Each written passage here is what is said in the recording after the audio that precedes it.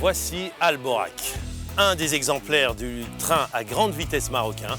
Il est ici en gare TGV de Tanger et c'est ici qu'on vous accueille pour cette émission spéciale. Une émission spéciale sur l'inauguration de la ligne à grande vitesse marocaine ce 15 novembre 2018. Une inauguration qui est une première en Afrique, car elle en fait rentrer le Maroc dans le cercle restreint des pays possédant une ligne à grande vitesse. Alors cette ligne à grande vitesse est un chantier gigantesque, un chantier qui a nécessité un important investissement, tant du point de vue financier que du point de vue de ressources humaines, de formation de ressources humaines et d'adaptation du matériel roulant de l'ONCF. Nous en parlerons dans cette émission. Pour tout savoir sur la ligne à grande vitesse marocaine, restez sur Medi 1 TV.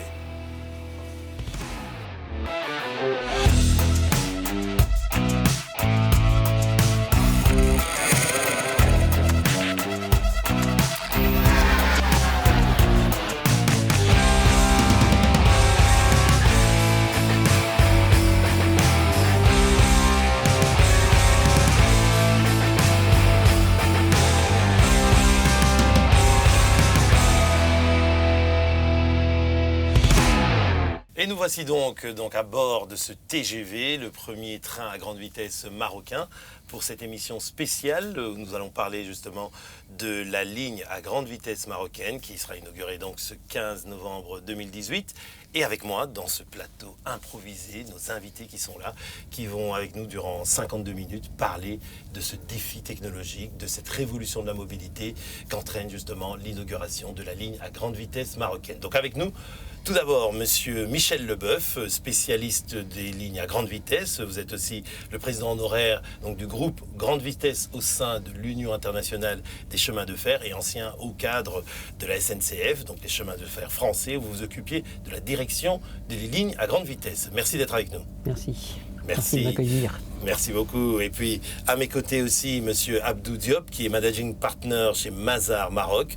Vous habitez le Maroc, vous connaissez très bien le Maroc et vous connaissez justement tout ce qui concerne aussi les implications et les impacts économiques que peut entraîner justement l'inauguration d'une telle ligne. Bienvenue. Merci. En tout cas, ça fait très plaisir d'être là dans ce bel espace. Merci beaucoup. Et puis, bien sûr, avec nous, monsieur Mohamed Rabi-Rillier, qui est le directeur général de l'ONCF, donc l'Office national des chemins de fer marocains. Vous nous accueillez en fait chez vous. Nous sommes ici chez vous dans ce Merci et bienvenue à bord du TGV Alborak. Merci beaucoup, exactement. Donc Alborak, ce sera justement le nom commercial de ce train à grande vitesse. Le train à grande vitesse. Alors donc, je le disais, on va l'inaugurer le 15 novembre 2018, donc inauguration bien sûr en présence de Sa Majesté le roi Mohamed VI et du président français Emmanuel Macron. Pour vous, je veux dire, cette inauguration, c'est un achèvement ou bien c'est un commencement ? Je dirais que c'est en même temps un achèvement et en même temps un commencement. Un achèvement parce que c'est un projet avec beaucoup de défis, un projet gigantesque, c'est un projet sur l'ensemble des aspects, d'ordre foncier, d'ordre technologique. Et aujourd'hui, voilà, donc cette belle aventure s'achève, on est en train de mettre en service. Et donc du coup, le challenge, c'est que ce nouveau concept de voyage qu'on adopte à travers ce train à grande vitesse Alborak et qui sera étendu sur les axes porteurs Casa-Marrakech, Casa-Fès, là, c'est ce challenge encore, que ce soit en termes d'exploitation bien optimisé, que ce soit en termes de services rendus, parce que la finalité, ce n'est pas le projet de construction, c'est vrai que c'est des prouesses en termes technologiques, la finalité, c'est le service. Et donc, du coup, c'est qu'on veillera à ce que ce service soit à la hauteur des attentes de nos clients et à la hauteur de l'ambition des cheminotes et cheminots.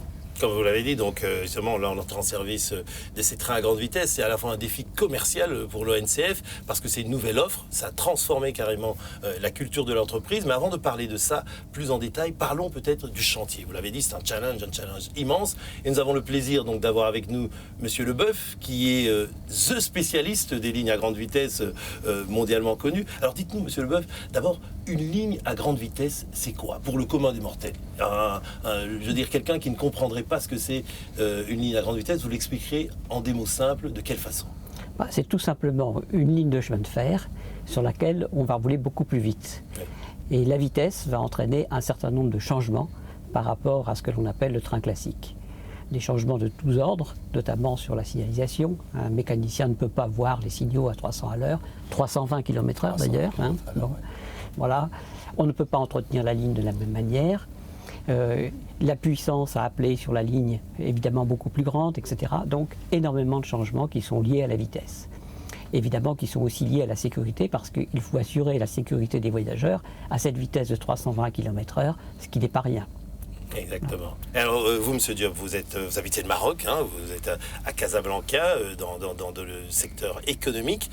Pour vous, de vos points de vue, l'arrivée, l'inauguration d'une ligne à grande vitesse sur justement cet axe Casablanca-Tanger, est-ce que ça va changer beaucoup de choses? Oui, je pense que ça va totalement changer, en tout cas le mode de fonctionnement économique de nos entreprises, de nous-mêmes, par rapport au rapprochement que Tanger va avoir vis-à-vis de Casablanca. Aujourd'hui, effectivement, chaque fois qu'on doit venir à Tanger, c'est une problématique parce que ça nous prend plus de 3 heures avec tout ce que ça engage comme temps, comme difficulté, devoir passer la nuit, etc. Et maintenant, avoir Tanger à 2h10 de Casablanca, c'est une prouesse énorme. Ça change complètement le mode de fonctionnement des uns et des autres. La décision sur la résidence, sur l'implantation de l'entreprise, parce que Tanger, qui est à 14 km de l'Europe, est totalement relié à Casablanca, à Rabat et aussi aux autres villes du Maroc, puisque ça rapproche aussi Meknès et Tanger. Et pour nous, que ce soit en tant que résident au Maroc ou en tant qu'acteur économique, c'est une donne qui change complètement. C'est pour ça que quand on dit effectivement que un TGV, c'est pas uniquement un train qui roule plus vite, effectivement, ça change complètement le paradigme en termes de perception de la distance et aussi de choix, que ce soit d'implantation d'entreprise ou de résidence, par rapport à cette connectivité qui devient beaucoup plus importante et beaucoup plus rapide. Donc pour nous, effectivement, c'est un changement extrêmement important et vraiment c'est une prouesse qu'on salue et qui sera extrêmement utile pour toute l'économie marocaine. Alors, très bien, on reviendra plus en détail justement sur les impacts économiques de l'inauguration de cette ligne avec vous, mais je reprends un mot que vous avez utilisé, vous avez parlé de paradigme. Monsieur Leboeuf, est-ce qu'on peut dire que une ligne à grande vitesse, c'est un nouveau paradigme des chemins de fer? Tout à fait. Hein. Le chemin de fer a été construit d'abord pour des marchandises. Ensuite, on a accepté les voyageurs dans des trains de marchandises, puis avec des trains séparés mais circulant sur les mêmes voies, jusqu'au jour où on se dise non, finalement, on va être plus efficace en séparant les voyageurs des marchandises et en faisant une ligne spécialisée pour les voyageurs, ce qui est le cas de cette LGV, hein, ce qui a été le cas des premières LGV également, aussi bien au Japon qu'en France. Et ce concept a été effectivement très efficace du point de vue technique, mais également du point de vue commercial, en permettant d'avoir des temps de parcours remarquables pour le chemin de fer, inégalés jusqu'à présent, et qui changent totalement la donne en termes d'offres. Parce que faire Tanger-Casablanca en 2h10 au lieu de 5 heures, c'est plus du tout pareil. Même si c'est toujours du train, ce n'est plus du tout pareil. Et je ne parle pas de Tanger-Rabat en 1h20, c'est comme Paris-Bruxelles en 1h20. C'est un changement radical, qui évidemment va attirer beaucoup de gens. Et ce changement, précisément, je profite de votre présence, hein, je veux dire, ce changement en termes technologiques, c'est quoi? C'est-à-dire que la technique utilisée pour les trains à grande vitesse, ce n'est pas la même que celle pour les trains... c'est une question d'adhérence, si j'ai bien compris. C'est une question d'adhérence. En fait, le train a très peu d'adhérence sur le rail, hein, ce qui lui permet de rouler très vite, hein, d'autant qu'il est guidé. Bon. Et il y a par ailleurs beaucoup de puissance. Donc on peut emporter de très lourdes charges. Une rame comme celle-ci fait à peu près 500 places. Hein. Et donc si on en met deux ensemble, ça fait 1000 places. Hein. C'est donc un convoi énorme, hein, comparé aux autres convois, un autocar ou un avion. Hein. Donc le train a beaucoup de puissance, il a beaucoup de vitesse. Son problème, c'est après de freiner, oui, bien entendu. Hein. C'est pour ça qu'il faut une signalisation spéciale et qu'il faut que le mécanicien soit suffisamment averti et puis aussi qu'on puisse suppléer à lui en cas de danger, quoi. Voilà. Donc c'est là la technique spéciale de la grande vitesse. Exactement. Alors, Monsieur Khalid, il faut tout changer. Vous avez dû changer tout le système à l'ONCF? Vous avez dû l'adapter pour cette ligne à grande vitesse? Alors, moi je reviens pour ne pas dissocier un peu ce projet de ligne grande vitesse un petit peu par rapport au contexte de développement d'un certain nombre de secteur économique du pays. Et donc ce projet n'est pas venu d'une manière isolée, mais elle est dans une logique, dans une vision royale qui a permis en quelque sorte un aiguillage stratégique au niveau de l'ONCF. Et donc du coup, Tanger aujourd'hui c'est un pôle émergent. Le relier à Casablanca, qui est capitale économique en passant par la capitale administrative, a beaucoup de sens. D'autant plus que ce pôle émergent de Tanger, elle a été insufflé par le port Tanger Med, lequel, pour Tanger Med, est en train de créer pas mal d'emplois par le positionnement d'un certain nombre d'industries au niveau de Tanger et aussi par l'extension de son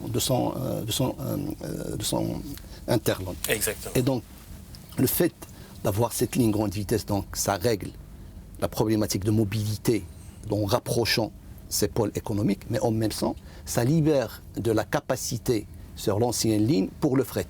Et du coup, CPSA s'installe à Kinitra parce qu'il y aurait la possibilité, une fois qu'on libérait la capacité sur la ligne conventionnelle, de PSA, faire le constructeur automobile, automobile pour faire de l'export des voitures de PSA, de Kinitra via le port de Tanger Med par le train. Et donc c'est rendu possible grâce à la grande vitesse. Exactement. Et donc du coup, c'est une vision globale, c'est une vision économique qui permet l'intégration et qui permet le rapprochement de ce pôle émergent qui est en développement à la capitale administrative et à la capitale économique. Donc c'est un peu le pourquoi. C'est le pourquoi, c'est la big picture, comme on dit.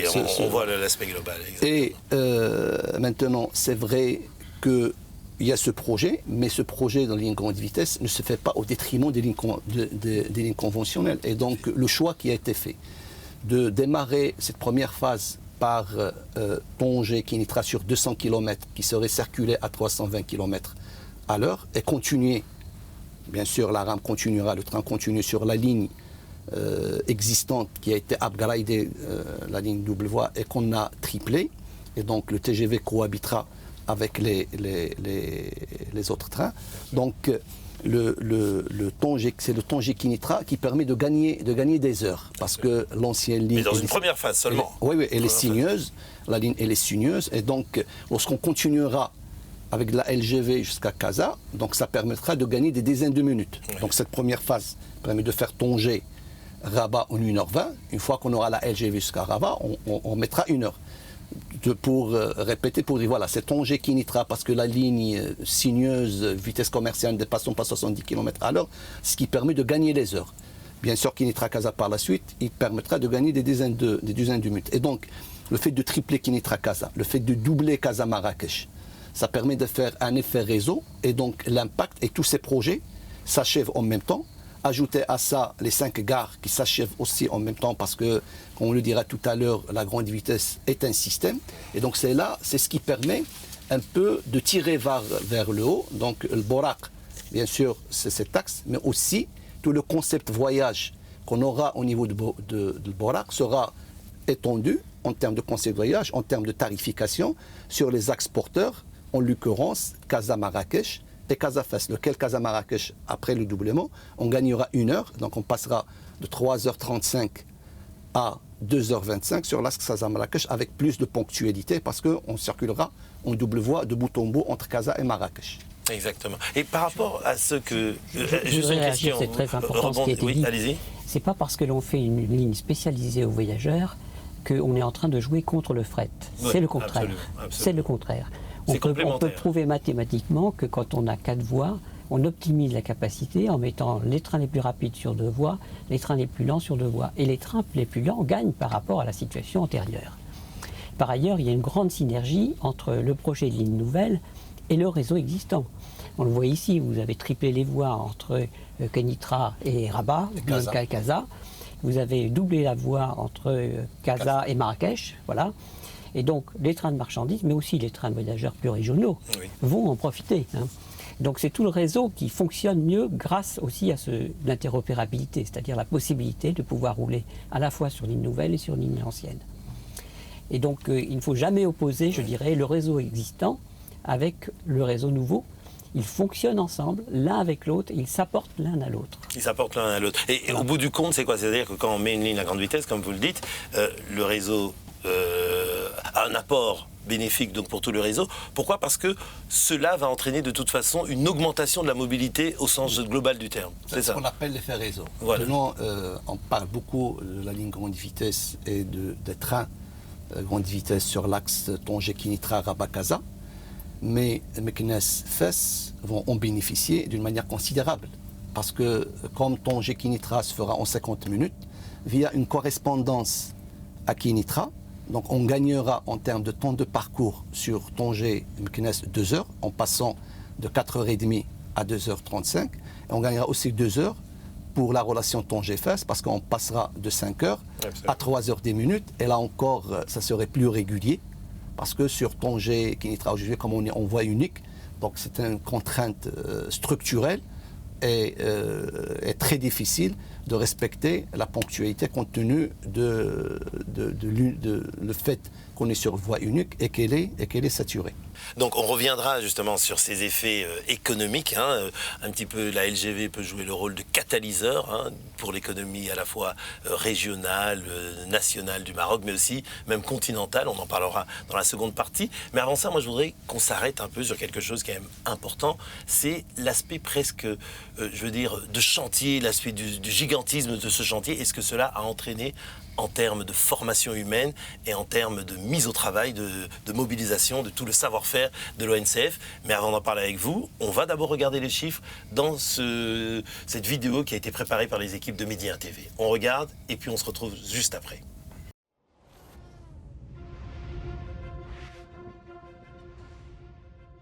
Lancé par le roi Mohamed VI le 29 septembre 2011, ce chantier, le plus grand jamais réalisé au Maroc, a introduit une révolution en matière d'ingénierie et a donné naissance à toute une nouvelle génération d'infrastructures.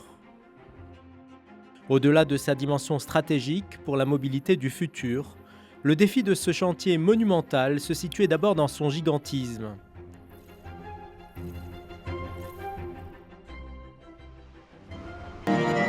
Les contraintes majeures du projet sont d'ordre géotechnique. Nous avons rencontré des terrains de mauvaise qualité. Aussi, nous avons rencontré des zones compressibles et inondables. Pour les terrains de mauvaise qualité, nous avons dû recourir à des substitutions de la zone qui n'est pas bonne ou aussi au traitement à la chaux pour obtenir la portance nécessaire. Pour les zones compressibles ou inondables, nous avons dû recourir à l'utilisation des drains verticaux ou des inclusions rigides carrément dans les cas les plus défavorables. En plus de l'acquisition des équipements et des travaux de génie civil, la construction de la ligne à grande vitesse d'une longueur de 200 km entre Tanger et Kénitra a nécessité l'édification de 169 ponts-routes, d'une centaine d'ouvrages hydrauliques et de 12 viaducs totalisant une distance d'environ 10 km. Symbole de l'ampleur de ce méga-projet, le viaduc de l'Hachef illustre à lui seul les défis qu'il a fallu relever en matière d'innovation technique et technologique. Ce viaduc a permis le franchissement d'une zone très sensible sur la ligne à grande vitesse, à savoir la zone de l'Hachef. C'est une zone qui connaît plusieurs contraintes géotechniques, c'est une zone marécageuse, des conditions sismiques et l'existence d'une faille et des conditions météorologiques, à savoir un vent violent qui peut souffler jusqu'à 75-80 km/h. Autre particularité de cet ouvrage, il s'étend sur une longueur de 3,5 km, ce qui en fait le viaduc ferroviaire à grande vitesse le plus long au monde. Pour réaliser cette prouesse, une enveloppe d'1 milliard de dirhams a été allouée à ce seul chantier. Et pour accompagner sa mise en service, 4 gares de nouvelle génération ont été édifiées sur le parcours de la ligne à grande vitesse, à Tanger, Kénitra, Rabat Agdal et Casa Voyageurs. Ces bâtiments de forme esthétique ont été conçus sous forme de ponts pour éviter toute rupture dans le paysage urbain et relier les quartiers résidentiels au centre-ville afin d'en dynamiser l'activité économique qui est contribuée à leur désengorgement. Ces gares ont été conçues pour offrir le meilleur service en termes de standards de qualité, de fluidité, d'accessibilité et d'intermodalité. Ils permettront de développer sur le plan urbain les quartiers avoisinants de la gare. Avec l'entrée en service de la ligne à grande vitesse, Al Bourak met aujourd'hui Tanger à 1h20 de Rabat, 50 minutes de Kénitra et propulse l'ONCF dans une nouvelle ère au service de la mobilité des hommes. Voilà, on vient de voir cette vidéo qui nous montrait précisément que les chiffres donnent le tournis en quelque sorte. 700 000 traverses, 1600 tonnes de ballast, 7400 poteaux de caténaire et 169 ponts ont dû être créés durant le chantier de la ligne à grande vitesse. Comment vous avez mis ça en place, Monsieur Khali? Très bien, donc je dirais deux chiffres Oui. à titre comparatif, c'est que en termes de béton qui a été utilisé sur la ligne, c'est l'équivalent de 2 fois ce qui a été utilisé pour Tangemed 1, pour le port Tangemed 1. En termes de mouvement de terre, c'est pratiquement 2 fois le mouvement de terre qu'a connu le barrage Wahda. Et donc, bien sûr, elle est due au fait de la nature de terrain, surtout sur la partie nord, qui a nécessité à ce qu'il y ait des viaducs, dont le plus long, c'est circule à 320 km à l'heure, fait 3 km et demi. Et donc, ce qui est même une performance au niveau mondial. Hein. Ah oui. Donc là encore, ce qu'on peut encore dire, et là encore l'effet économique tout de suite pendant la période des travaux. Et Dieu merci qu'on a des entreprises génie civil performantes parce qu'ils ont fait leurs preuves dans déjà des projets autoroutiers et des projets ferroviaires pour les projets ferroviaires, la ligne Nador, la connexion au réseau ferré du port Tangemed. Et donc on a eu des entreprises génie civil qui étaient capables de réaliser ces travaux. Et là, le génie civil, c'est à peu près, dans le coût d'infrastructure hors matériel roulant, ça présente à peu près les 2/3. Et sur ces travaux génie civil, 90% des entreprises sont des entreprises marocaines. Et donc, du coup, 70% de la valeur ajoutée est restée sur place. Et donc, ces entreprises avaient déjà une qualification pour pouvoir réaliser ces projets. Ils ont aussi développé leur expertise parce qu'on a travaillé avec des référentiels aux standards international pour ce qui est de la grande vitesse. Donc ces entreprises qui s'exportaient déjà avant, maintenant, auront aussi d'autres atouts pour pouvoir continuer les chantiers au Maroc et s'exporter. Aussi, si on voit côté bureau d'études, les 3 grands bureaux d'études étaient impliqués, que ce soit dans la conception de projets, que ce soit dans le suivi des projets par la suite, avec d'autres cabinets internationaux experts en la matière, et donc toute la capitalisation du savoir-faire, des centaines d'ingénieurs marocains à côté des experts de la SNCF, que ce soit sur la partie génie civil, que ce soit sur la partie système proprement dite. Et là, lorsque vous parlez des équipements ferroviaires, oui, il y avait toute une logistique qui a été bien conçue au départ avec 2 bases travaux qui font 50 hectares, l'une à Kinitra et l'autre à Sidi Yemeni, pour pouvoir ravitailler tout ce ballast, les rails, la caténaire. Et donc ça marchait, pratiquement tout était agencé et ça travaillait 24 heures sur 24 heures pour arriver aujourd'hui à une ligne qui est exploitable dans des conditions optimales de sécurité et qui serait circulée à 320 km à l'heure. Alors, lancement du projet en 2011, on est en 2018, hein, il va être inauguré. Est-ce que ce temps, les 7 années, je veux dire, ça a été, c'est une durée de temps, je veux dire, par rapport aux autres projets de TGV dans le monde, raisonnable, ou bien ça a pris plus de temps à cause des difficultés du terrain? Vous pouvez poser la question, M. Leboeuf, en termes de benchmark par rapport à d'autres pays. Je pense qu'on est dans la bonne fourchette. Vous êtes dans la moyenne. Vous êtes dans la moyenne. Je dirais les plus rapides sont les Chinois. On n'a jamais vu ça. Mais bon, c'est tout à fait dans la moyenne. Et d'ailleurs, les choses s'expliquent. Moi, je suis venu personnellement visiter les travaux de construction, et notamment celle du grand viaduc de LHF, 3,5 km. La difficulté, c'était le sol. La géologie n'était pas favorable, c'était des terrains inondables. Il a fallu creuser pour mettre des fondations très profondes. Et donc ça prend forcément du temps. Bon. La deuxième petite remarque que j'aimerais faire, c'est de dire, on n'a pas fait que, je dirais, des travaux de génie civil. Il y a eu aussi la construction d'un technicentre, from scratch, à partir de rien. Il y a aussi la création d'un poste à grand rayon d'action à Rabat, qui est d'ailleurs à mon avis, prépare l'avenir. Rabat n'a pas été choisi au hasard. Bon, certes, c'est la capitale du pays, mais du point de vue ferroviaire, le choix n'a pas été au hasard parce qu'on a évidemment des visions, je dirais, un peu plus lointaines. Absolument. Et donc ça, c'est très important d'avoir construit aussi l'avenir dans cette durée de 7 ans. Exactement. On va y revenir justement plus en détail justement sur ce que ça pourra avoir comme impact, et on l'a dit tout à l'heure, notamment au niveau d'ailleurs continental, puisque c'est une sorte d'exemplarité du Maroc qui se lance en premier sur le continent africain dans l'exploitation d'une ligne à grande vitesse. Mais on en parle dans la seconde partie de cette émission. Avant ça, on va marquer une pause et on se retrouve juste après une petite pause donc.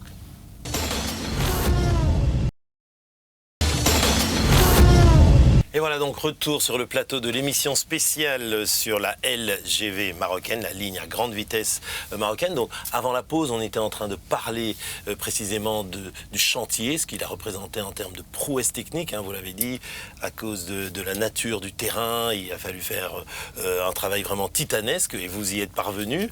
Vous nous avez expliqué aussi qu'en termes de réalisation du chantier, le Maroc se trouve dans la bonne moyenne. Ça veut dire que le savoir-faire marocain a prouvé justement son talent et sa performance. Mais je voudrais vous poser la question justement, les lignes à grande vitesse, il y en a beaucoup dans le monde, c'est un cercle restreint des pays qui ont une ligne à grande vitesse, le Maroc en fait partie, mais quelle est la spécificité de la ligne à grande vitesse marocaine?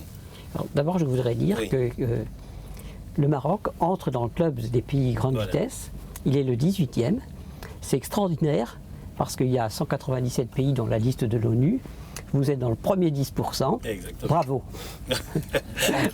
En termes de record de vitesse, avec 357 km à l'heure, on est sur le top 10 sur les 10. Exactement, les 10 meilleurs. En termes de record de vitesse. Sans compter que vous êtes les premiers en Afrique aussi. Ah, ça c'est vrai. Ça, on ne pourra jamais le retirer. Alors dites-nous, la LGV marocaine. Quelle est sa spécificité par rapport aux autres LGV, par exemple celles qui existent en France, en Chine? Je pense qu'elle est à peu près sur les mêmes principes que les LGV en France. C'est une voie ballastée avec des déclivités qui sont modérées, mais qui sont plus fortes que les déclivités qu'on accepte sur le chemin de fer classique. Voilà. Avec une signalisation de type RTMS2, c'est-à-dire sans... Ça, il faudrait expliquer. Hein. Alors, oui. RTMS2, ça veut dire quoi? Ça veut dire simplement que l'information de signalisation arrive dans la cabine de conduite du mécanicien et que cette signalisation, elle répond à une norme qui est une norme qui a été créée par l'Europe de façon à ce que tous les industriels qui souhaitent équiper une ligne puissent répondre à ce genre d'appel d'offres. Voilà. Je ne vais pas rentrer dans le détail, mais voilà. Donc on est tout à fait dans une ligne complètement moderne. Hein. C'est le NEC plus ultra. Hein. Il n'y a pas plus moderne. Mais c'est une ligne classique finalement du point de vue grande vitesse, quoi. Voilà. Et c'est une belle ligne. Moi, je l'ai parcourue le long de l'autoroute, hein, puisqu'elle est quasiment parallèle sur une très grande longueur, quoi. Et on voit qu'elle est bien rectiligne. On voit bien l'épaisseur de ballast, donc c'est une très belle ligne, quoi. Et alors, vous l'avez expliqué, hein, M. Rally, que ça a été aussi, je veux dire, le concours d'une coopération entre l'ONCF et la SNCF, je veux dire, hein, de transmission de savoir-faire, mais on a aussi justement formé des ingénieurs spécialisés pour la LGV marocaine. Et de ce point de vue-là, justement, qu'est-ce qui a été mis en œuvre africaine. Pour la LGV africaine, on peut le dire, effectivement. Effectivement, c'est-à-dire que là encore, cette relation de partenariat avec nos confrères cheminots français, notamment la SNCF, c'est que cette relation est placée un peu dans la durée. Et donc, on a créé une joint venture qui est l'Institut de formation ferroviaire à Rabat, 50% en INCF, 50% SNCF, où on forme, on dispense à peu près 30 000 journées formation par an, 20 000 est destiné pour les cheminots marocains, et 10 000 est destiné pour les cheminots français. Chaque semaine, on a une cinquantaine de cheminots français qui viennent à Rabat pour se former dans cet institut de formation. Donc ça dénote qu'en termes de... Donc c'est un centre d'excellence. D'accord. Et donc, du coup, que ce soit pour les métiers de la grande vitesse, que ce soit pour les métiers de train conventionnel. Et l'idée aussi pour pour cet institut de formation qui s'ouvre sur la région. Et on dispense certaines formations pour un certain nombre de nos confrères de réseau africains. Et donc c'est là de côté formation. Maintenant sur la partie maintenance du matériel roulant, aussi on a créé une JV avec la SNCF. Donc on a un technocentre qui est au standard international, où on est en termes, avec l'assistance de la SNCF, en termes de la croissance, en termes de compétences, moyennant des formations, que ce soit en France, que ce soit ici à l'IFF, et donc avec une centaine de jeunes qu'on leur a donné une formation assez solide, et les standards de maintenance de ce matériel, ça serait au meilleur standard au niveau mondial. Exactement. Alors, M. Diop, justement, cette idée d'avoir ici, je veux dire, un socle de compétences acquises par les ingénieurs marocains, aujourd'hui, ça pourrait avoir justement un rayonnement sur le reste du continent. Oui, je pense que tout ce projet est à prendre dans ce contexte-là. C'est vraiment l'ambition d'un pays d'avoir des infrastructures de classe mondiale, de dire on a des ports de classe mondiale, on a des aéroports de classe mondiale, compagnies aériennes de classe internationale, des chemins de fer aussi de classe mondiale, parce qu'on veut justement, dans notre quotidien, avoir un pays qui se met aux standards internationaux. Ça, c'est extrêmement important pour un pays africain et pour l'exemplarité pour l'Afrique. Surtout dans un contexte où, malheureusement, on voit de moins en moins de pays africains où le chemin de fer continue à être un moyen de transport de masse. Aujourd'hui, dans beaucoup de pays africains, on n'entretient plus, on a moins de maintenance, les lignes sont même en train de disparaître. Donc là, c'est un véritable exemple pour démontrer que le rail est encore et continuera à être le transport d'hier, d'aujourd'hui et de demain. Et ça, je pense que c'est très important. Autre élément d'exemplarité, c'est cette coopération, comment on développe, on fait participer les expertises nationales avec bien sûr, et c'est le sens de la coopération internationale, de dire il y a des pays qui ont fait avant nous, il faut leur reconnaître l'expertise et venir ensemble, ne pas avoir une externalisation totale du projet, mais impliquer totalement les 3 grands bureaux d'études marocains qui ont travaillé sur tous ces chantiers, effectivement, qui ont acquis de l'expertise complémentaire, tous ces ingénieurs qui ont été formés, tous ces techniciens qui ont été formés, cette expertise locale qui pourra permettre aujourd'hui de construire, après avoir développé l'aéronautique, l'automobile, aujourd'hui le ferroviaire, d'avoir ce socle d'expertise extrêmement utile pour le continent africain. Et dernier point qui pour moi est aussi essentiel, c'est qu'on est en train de renforcer cette dorsale Tanger-Dakar, après la route, les voies rapides, aujourd'hui le chemin de fer, pour pouvoir justement construire ces corridors africains qui vont permettre l'interconnexion avec l'ensemble du continent. Si chaque pays jouait son rôle de cette manière, je pense que très rapidement, l'interconnexion africaine sera une réalité. Et aujourd'hui, à un moment où on parle de déficit d'infrastructures en Afrique, à un moment où on parle de problématiques d'interconnexion, de mobilité des populations africaines, je pense qu'en termes d'exemple, en termes de message, c'est quelque chose de très fort qui est donné à toute la communauté africaine.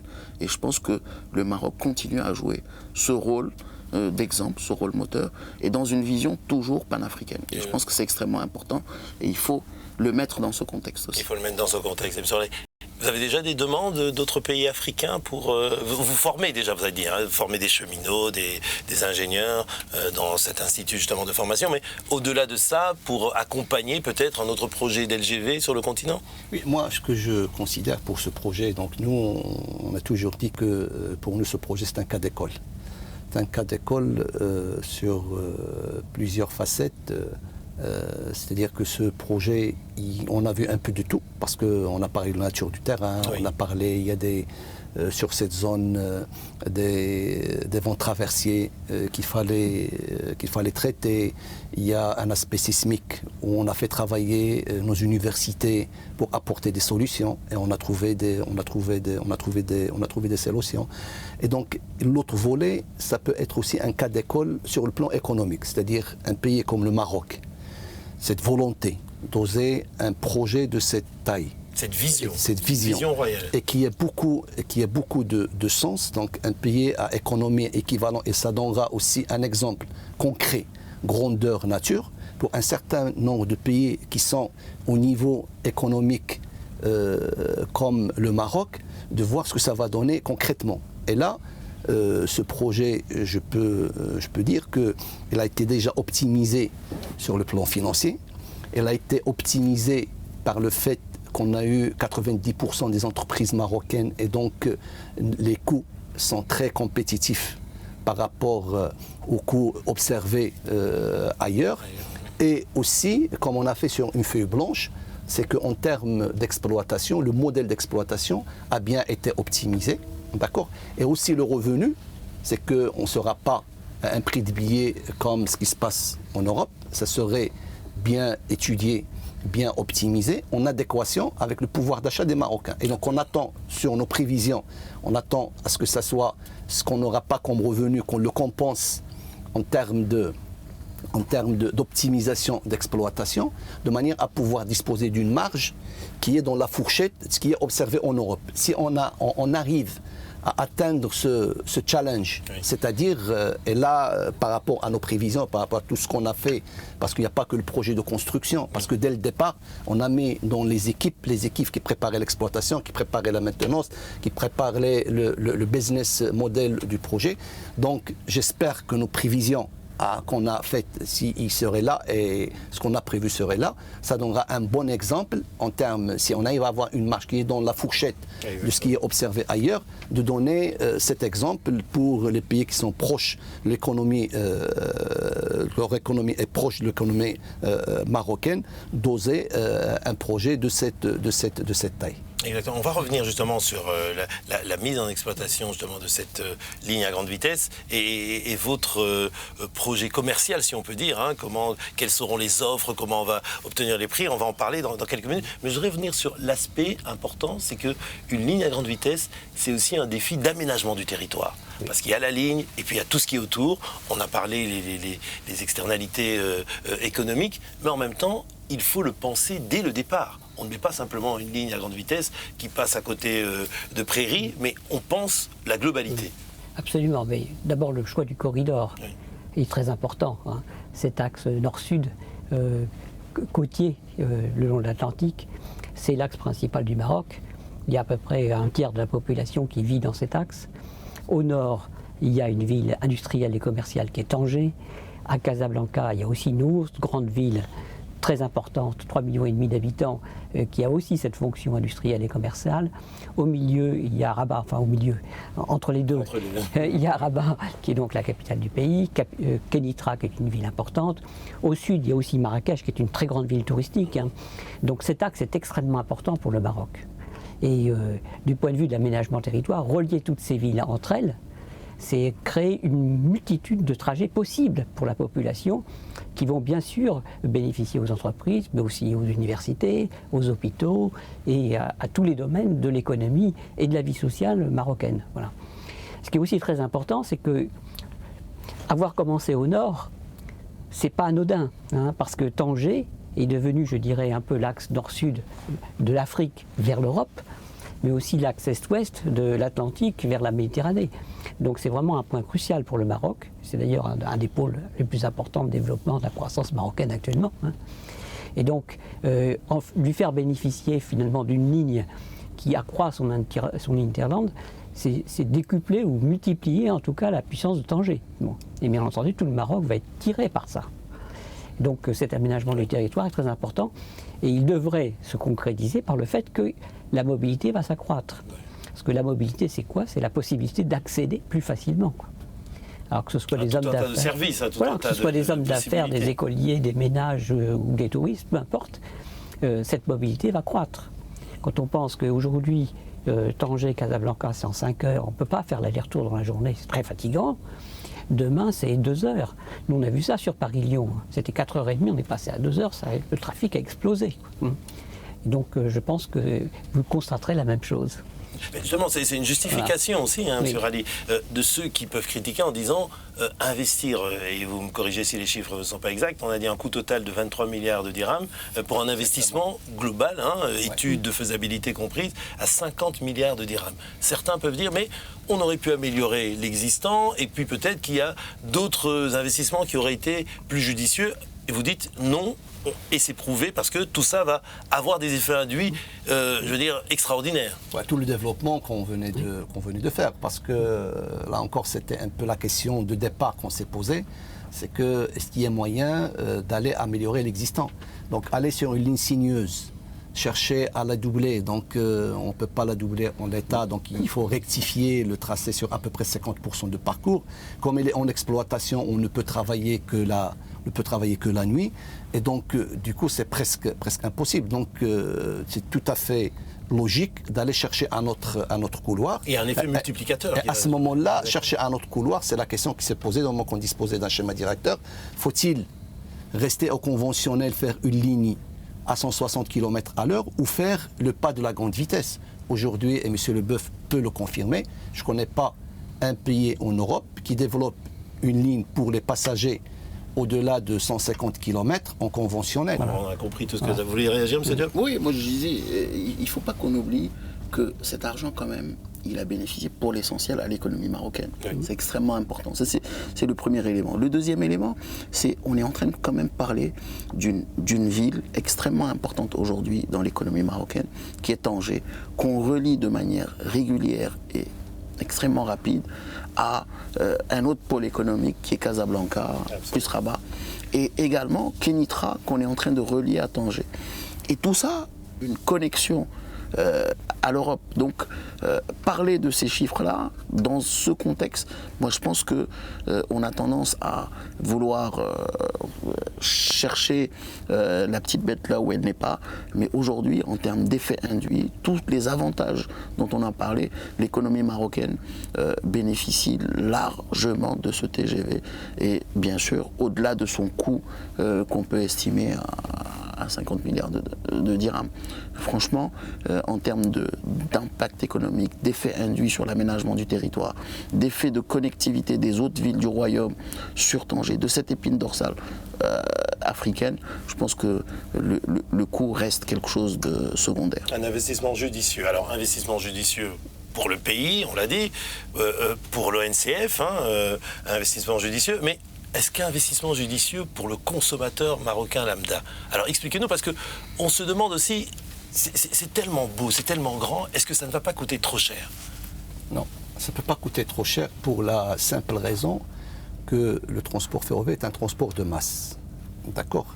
Et là, M. Leboeuf peut le confirmer, il y a des modèles qui vont donc, quel est l'optimum? Quel est le couple qui permet d'avoir l'optimum entre le tarif et le nombre de passagers? Absolument. D'accord? Donc si vous dépassez cet optimum en termes de prix, vous aurez moins de passagers, et en termes de revenus, vous aurez un revenu moins. Vos chiffres actuels, si je me trompe, c'est 40 millions de passagers sur oui, aujourd'hui, sur tout le réseau, il y a 40 millions de passagers. Et la LGV va doubler LGV, il va passer, donc on passe sur cette axe de 3 millions à 6 millions de passagers. Et donc, du coup, c'est 6 millions de passagers qu'on cible. D'accord? Si le prix est en déphasage par rapport au pouvoir d'achat des gens qui prennent aujourd'hui le train, donc on aura peu de passagers et du coup peu de revenus. Et donc on est obligé d'une manière ou d'une autre de tenir compte et d'avoir une tarification qui est en adéquation avec le pouvoir d'achat des Marocains. Et donc par rapport à cette question, et là encore je reviens pour dire qu'au départ, ce projet, ce n'est pas uniquement un projet de construction. Parce que dès le départ, on était conscient que la finalité, c'est vrai, c'est bien de faire des viaducs 3,5 km, c'est des prouesses technologiques, les ingénieurs se retrouvent, mais il ne faut pas perdre de vue que la finalité, c'est le service. Et c'est de l'argent public. Et c'est de l'argent public, bien sûr, et le service, et voilà, moment, c'est quel service on va rendre. Et le TGV, de moment que je dis Al-Borak, c'est plus qu'un train, donc la grande vitesse, c'est un système. Et donc dès le départ, il y avait des équipes qui étaient dédiées à la construction, mais il y avait dès le départ des personnes qui étaient dédiées à la maintenance pour pouvoir optimiser tout le modèle d'exploitation et des personnes qui réfléchissaient sur la partie commerciale, sur la partie revenus, sur la partie tarification, en essayant de s'inspirer de toutes les bonnes pratiques qui sont au niveau mondial et aussi tenir compte de nos spécificités. Et quel sera le modèle justement choisi pour le modèle choisi par rapport à ça, il y aurait une modulation tarifaire, d'accord, qui cherchait à faire voyager le maximum dans nos trains, qui cherche à faire payer tout un chacun ce qui est capable de payer. Et donc, du coup, il y aurait une différenciation des prix en fonction de la date où vous prenez votre ticket, en fonction du train que vous allez choisir. Donc, le train qui serait beaucoup plus sollicité par les professionnels qui veulent être à 8h30, 9h, serait un prix supérieur à celui qui fera le départ à 10h ou 11h, de manière à ce que quelqu'un qui n'a pas une contrainte d'être le matin peut en bénéficier. Il y aurait des tarifs promotionnels pour les gens qui peuvent organiser leur voyage suffisamment à l'avance et avoir un ticket qui peut être même moins que le prix qui est pratiqué aujourd'hui dans le train conventionnel. Donc nous, on table globalement, lorsqu'on fait la moyenne des différents tarifs qui seraient appliqués, on sera à peu près 30% plus cher que la moyenne qu'on a de tarifs actuels. Il y aurait des tarifs pour les enfants, il y aurait des tarifs pour les familles, il y aurait des tarifs pour les jeunes, il y aurait des tarifs pour des étudiants. Et donc tout ça permettra d'avoir un taux de remplissage très correct et avoir une adéquation avec le pouvoir d'achat des marques. Donc on cherchera à maximiser le revenu tout en étant à la portée des différentes catégories des Marocains. Et on comblera en termes d'optimisation d'exploitation en utilisant la compétitivité de nos coûts d'exploitation pour avoir une marge correcte qu'on espère être dans la fourchette de ce qui est observé au niveau des pays, européens. Et la rapidité sera toujours meilleure que celle, par exemple, des autocars, oui, peut-être pas des avions, mais ça coûte peut-être un peu plus cher. Non, mais c'est-à-dire on est compétitif sur cet axe, on est compétitif par rapport à l'avion, parce que là, en termes pour l'avion, il faut le temps d'approche pour aller à l'aéroport, une fois à l'aéroport pour aller chez vous. Maintenant, nos gares, c'est de centre-ville à centre-ville. Et là encore, lorsqu'on dit que la grande vitesse est un système, c'est que aussi nos gares ont été reconstruites, que ce soit Tanger, Kinitra, les deux Rabat, Casa Voyageurs, de manière à pouvoir s'intégrer sur ce nouveau concept de voyage avec de nouveaux services qu'on va instaurer, l'escale pour accompagner les passagers, parce que ça serait de la réservation systématique et des places numérotées. Et aussi, ce qui est intéressant là-dedans, c'est que ce nouveau concept de voyage, il ne sera pas uniquement appliqué au niveau du Borak, mais il sera étendu sur les axes porteurs, en l'occurrence Casa, Fès et Casa Marrakech, où bientôt, avant, je dirais, juste après la mise en service de la grande vitesse, voir l'application de même concept et aussi de la réservation systématique sur ces trains, et l'application de même concept de tarification, où les gens vont voir aussi des tarifs appliqués moins que ce qu'ils ont aujourd'hui. Et tout ça dans une logique d'amélioration de services, d'amélioration d'occupation de train, d'amélioration de revenus, mais tout en offrant des tarifs plus compétitifs et à la portée de tout un chacun. Et précisément, cette mise en service, à peu près quelle période? C'est-à-dire qu'aujourd'hui, tous nos projets, le triplement il est achevé, le triplement Kinitra Casa achevé, le doublement Casa Marrakech achevé, les 4 gares sont achevées et donc ils vont sortir au fur et à mesure. Voilà, donc bien avant la fin de l'année, tout ça sera mis en service et on aura vraiment avec tout ça un saut qualitatif en termes de service, sachant que tous ces travaux ont impacté malheureusement négativement parce qu'on ne fait pas d'omelettes sans casser les œufs. Et donc, du coup, nos clients auprès desquels on leur a présenté déjà des excuses, c'est qu'ils ont un petit peu, c'est-à-dire sur les dernières années, on était au summum des travaux sur le triplement, doublement les gares. Donc, on a dû grader un peu le service. Maintenant, c'est le moment un peu de voir. Et, ils ont été patients pour un mieux. La démonstration par la preuve, donc ils vont constater l'amélioration. Peut-être il y aurait ce qu'on appelle les trucs de jeunesse de départ, mais ils vont constater d'une manière nette l'amélioration par rapport à ce qu'ils ont vécu avec nous les 2 dernières années. En tout cas, on attend avec plaisir ça. On va bientôt toucher à la fin de cette émission. Peut-être chacun un mot de la fin, en guise de conclusion, justement, et en rebondissant là-dessus. Allez, monsieur Leboeuf. Je voudrais dire simplement que, finalement, pour le Maroc, faire cette ligne, ce n'était pas une ambition déplacée. Le Maroc a eu la capacité de le faire, il l'a prouvé, et je pense que ça doit être un grand encouragement pour beaucoup de pays. Je voudrais aussi rebondir sur ce que vous avez dit. La grande vitesse, ce n'est pas nécessairement cher. Une rame TGV, elle a le temps de faire l'aller-retour Tanger-Casa, pendant qu'une rame classique ne fait qu'un aller.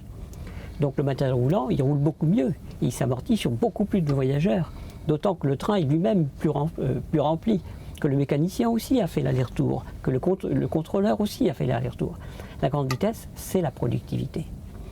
Puis pour terminer, je voudrais dire, le TGV, c'est le voyage.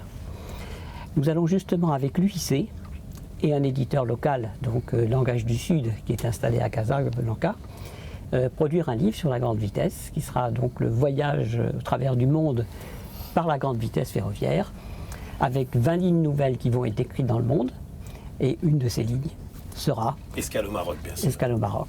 Voilà. Merci beaucoup, monsieur Leboeuf. Monsieur Diop, peut-être le mot de la fin, en quelques mots. Oui, le mot de la fin, c'est de dire que vraiment ce projet de grande vitesse, c'est la traduction de toute la vision du Maroc, de la vision de Sa Majesté le Roi, de placer le Maroc au premier rang de toutes les innovations technologiques et aussi de tout le développement que peut ambitionner un pays, qu'il soit africain ou qu'il soit du Nord, parce qu'effectivement, il faut qu'on soit décomplexé, qu'on se dise qu'aujourd'hui, l'Afrique émergente est une Afrique qui a envie d'avoir des infrastructures de classe mondiale, les mêmes qu'on retrouverait à Shanghai, à Paris ou à Los Angeles, qu'on les ait aussi à Tanger, à Marrakech.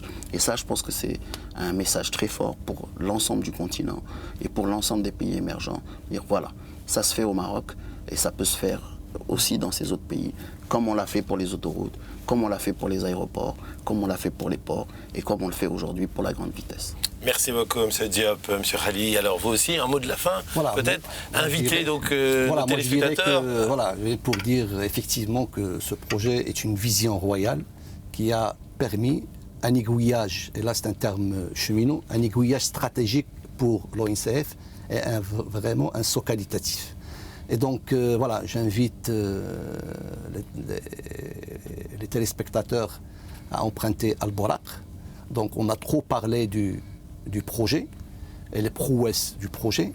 Maintenant, à partir de demain, on commencera à parler services, à parler offres, à parler tarification, à parler les bénéfices clients de nos projets, Al-Borak, les trains rapides Casa-Marrakech, Casa-Fès.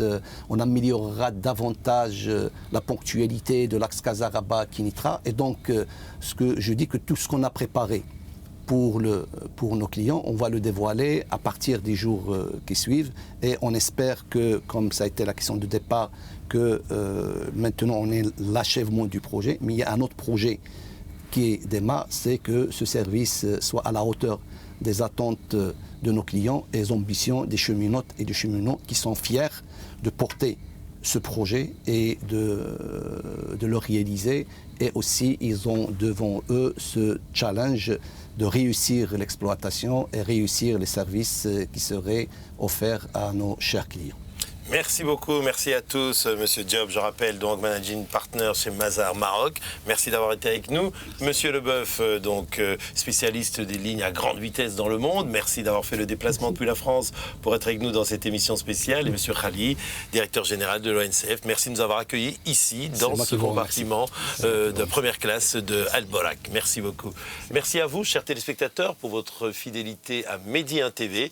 Et puis, il reste à faire, bien sûr, ce qu'on a dit, passer du concept justement de la ligne à grande vitesse et du train à grande vitesse à la sensation de vivre ce voyage. On espère qu'il sera bien fait pour vous et c'est dans peu de temps. Restez sur Medi 1 TV, à bientôt, au revoir.